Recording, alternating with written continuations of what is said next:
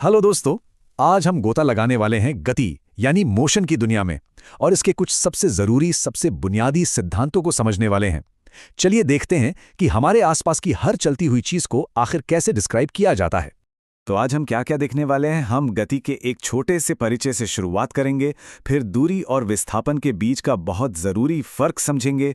उसके बाद हम वेग और त्वरण के कॉन्सेप्ट्स में उतरेंगे और आखिर में इन सबको एक साथ जोड़कर पूरी पिक्चर देखेंगे। ठीक है, तो चलिए शुरू करते हैं। जब हम किसी कार को सड़क पर चलते हुए देखते हैं या एक पक्षी को आसमान में उड़ते हुए, तो हम उस मूवमेंट को असल में डिस्क्राइब कैसे करते हैं। फिजिक्स में प्रिसिजन ही सब कुछ है और हमारी कहानी यहीं से शुरू होती है। जरा इस सवाल के बारे में सोचिए जो सुनने में बड़ा आसान लगता है। एक धावक 400 मीटर दौड़ता है तो उसने कितनी दूरी तय की? अब सीधा सा जवाब दिमाग में आता है 400 मीटर, है ना? पर क्या ये इतना ही आसान है? जैसा कि हम देखेंगे, इसका जवाब इस बात पर निर्भर करता है कि हम असल में नाप क्या रहे हैं। और यहीं पर दो बहुत ज़रूरी और अक्सर कंफ्यूजिंग कॉन्सेप्ट्स सामने आते हैं, दूरी और विस्थापन। हम अक्सर इन शब्दों को एक दूसरे के जगह इस्तेमाल कर लेते हैं, लेकिन फिजिक्स में इनमें ज़मीन आसमान का फ़र्क है। तो सबसे पहले बात करते हैं दूरी की। ये बहुत सीधा साधा है। मतलब कोई चीज टोटल कितना रास्ता चली है, इसे अपने फोन के स्टेप काउंटर जैसा समझिए।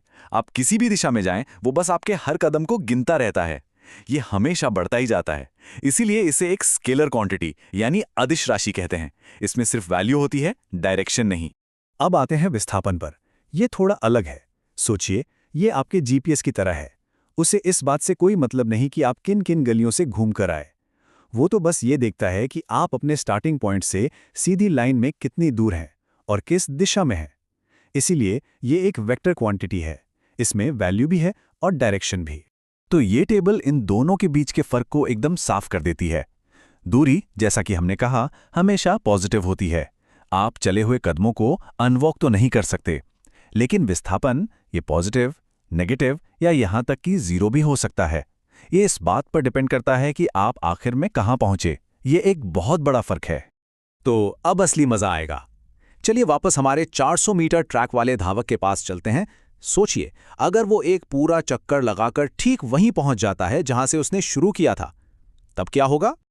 और यहीं पर इन दोनों का फर्क एकदम क्रिस्टल क्लियर हो जाता है। उस धावक ने 400 मीटर की दूरी तो तय की, लेकिन क्योंकि उसकी स्टार्टिंग और एंडिंग पोजीशन सेम है, उसका विस्थापन जीरो है। कमाल है ना? ये फिजिक्स का एक बेहतरीन उदाहरण है कि कैसे दो एक जैसी लगने वाली चीजें बिल्कुल अलग हो सकती हैं।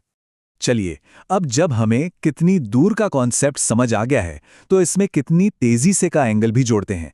और ये हमें ले जाता है वेग यानी वेलोसिटी के कॉन्सेप्ट की तरफ, जो मोशन को समझने में हमारा अगला कदम है। जैसे दूरी और विस्थापन आपस में जुड़े हैं, ठीक वैसे ही चाल और वेग। चाल यानी स्पीड आपकी गाड़ी के स्पीडोमीटर की तरह है, वो बस एक नंबर दिखाता है। लेकिन वेग यानी वेलोसिटी, वो स्पीडोमीटर और एक कंपास का कॉम्बिनेशन है। वो सिर्फ ये नहीं बताता कि आप कितनी तेजी से जा रहे हैं, बल्कि ये भी बताता है कि किस डायरेक्शन में जा रहे हैं। तो सबसे जरूरी बात क्या है? वेग का मतलब है चाल प्लस दिशा। जब कोई कहता है कि एक गाड़ी 60 किलोमीटर प्रति घंटे की रफ्तार से चल रही है, तो वो चाल बता रहा है। लेकिन अगर वो कहता है कि गाड़ी 60 किलोमीटर प्रति घंटे की रफ्तार से उत्तर की ओर जा रही है, तो वो वेग बता रहा है। और फिजिक्स में ये दिशा, ये डायरेक्शन बहुत बहुत ज्यादा मैटर करता है। ठीक है, तो कहानी को और आगे बढ़ाते हैं। क्या होता है जब वेग यानी वेलोसिटी खुद बदलने लगे? बस यहीं पर एंट्री होती है त्वरण यानी एक्सेलरेशन की, जो कि मोशन का आखिरी फंडामेंटल कॉन्सेप्ट है। एक्सेलरेशन कुछ और नहीं, बस वेग्स के बदलने की दर है। मतलब वेलोसिटी कितनी तेजी से बदल रही है। और क्योंकि वेलोसिटी में स्पीड और डायरेक्शन दोनों होते हैं, तो एक्सेलरेशन तब होता है जब इन दोनों में से कोई भी एक चीज बदले। और हां, क्योंकि ये वेलोसिटी पर बेस्ड है, तो ये भी एक वेक्टर क्वांटिटी है। पर यहीं पर एक आम गलतफहमी दूर होती है।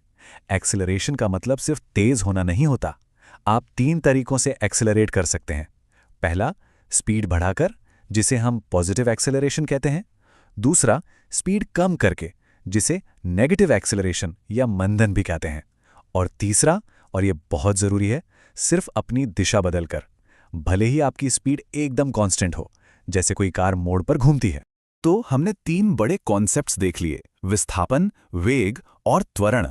अब चलिए इन सबको एक साथ जोड़कर देखते हैं कि ये पूरी तस्वीर कैसे बनती है। इसे ऐसे सोचिए जैसे ये गति के बिल्डिंग ब्लॉक्स हैं, एक के ऊपर एक।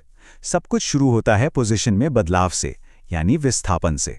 फिर समय के साथ ये विस्थापन कैसे बदलता है वो बन जाता है वेग, और आखिर में समय के साथ ये वेग कैसे बदलता है वो कहलाता है त्वरण।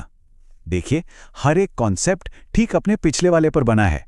कितना लॉजिकल है। तो इस पूरी चर्चा को एक मजेदार सवाल के साथ खत्म करते हैं। जरा सोचिए, कोई चीज एक सर्कल में एक बिल्कुल कांस्टेंट स्पीड से घूम रही है, उसकी स्पीड बदल नहीं रही, तो क्या वो एक्सेलरेट कर रही है? इसका जवाब सोचिएगा।